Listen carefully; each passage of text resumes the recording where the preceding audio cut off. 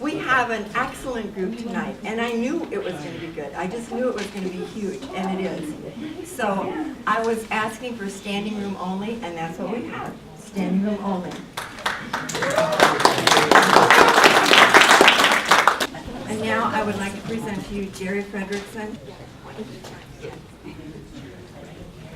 Thank you. Last but not least, question 4, we have Chris Liebenthal. He's a freelance writer, social worker, and community activist.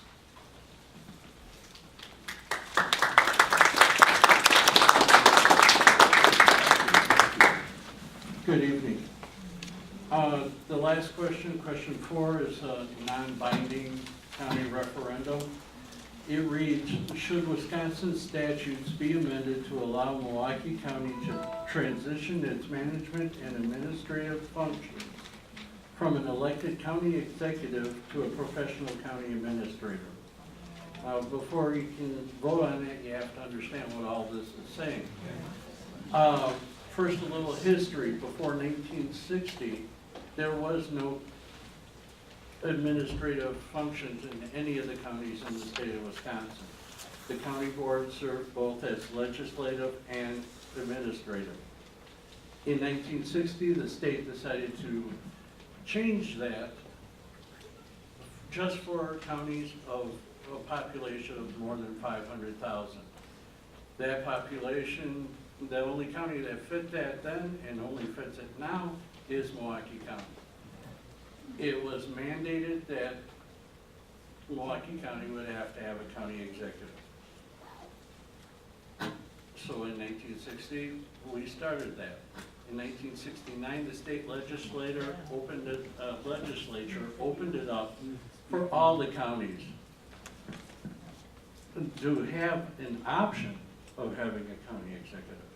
Again, it was only Milwaukee County that was mandated to have.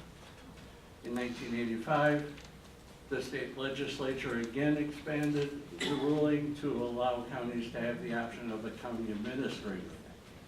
Currently, there are 11 counties that have a county executive. There are 20 counties that have county administrators.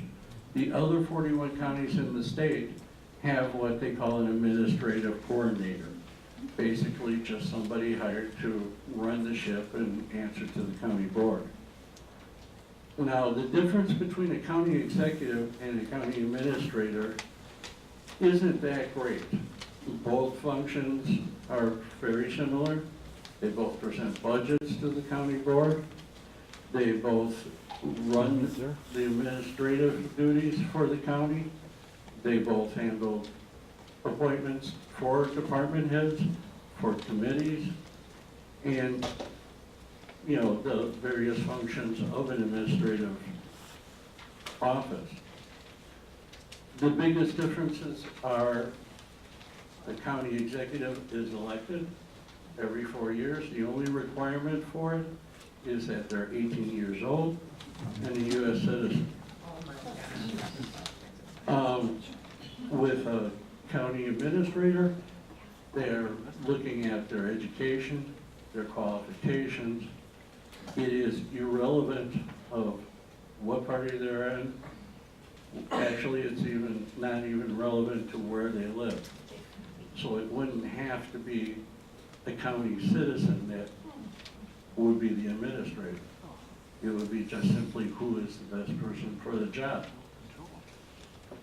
The other issue is accountability.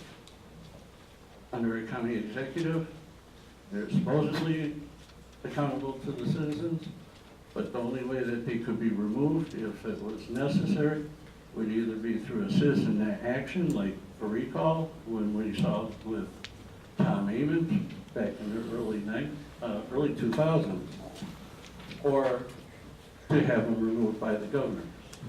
With a county administrator, it can be removed by the county board,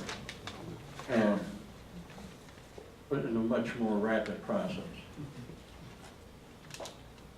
The other difference is only that with budgets, the county executive has the right to veto any changes the county board makes to a budget. But the county administrator, if the county board makes an amendment, that's it. It doesn't go back and forth. The other very important thing to consider with this referendum, and I understand that a lot of people have concerns that this is going to take away their right to vote. This is going to take away democracy from them, because it is the executive is an elected position. One has to keep in mind that, as I said, in 1960, it was mandated that we have a county executive. In 2013, with Act 14, the powers for any county with a population of over 750,000, the executive office was made much more powerful, took out the checks and balances that most county governments are used to.